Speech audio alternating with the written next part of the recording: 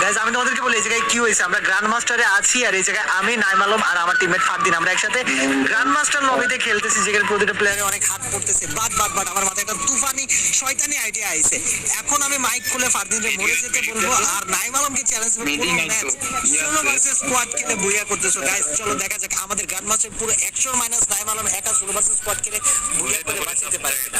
করে চারটা প্লেয়ারে ওইখানে যেভাবে মাইরা দেয়, আমি তোর খেলা দেখার জন্য সবসময় উদ্গ্রীব থাকি আর তোমাদেরকে ওর গেম প্লে দেখাইতে আমার অনেক ভালো লাগে। আমি এই ম্যাচে রিভাইভ নিব নাইম আলমের গ্র্যান্ড মাস্টারের কোপ তোমাদেরকে দেখাবো। করে প্লেয়ার উপরে এনিমি উপর থেকে ভাই শকুনের মতো তাকায় রয়েছে ওর দিকে। দেখ দিস ইজ নাইম আলম মাকিয়াক মাদা।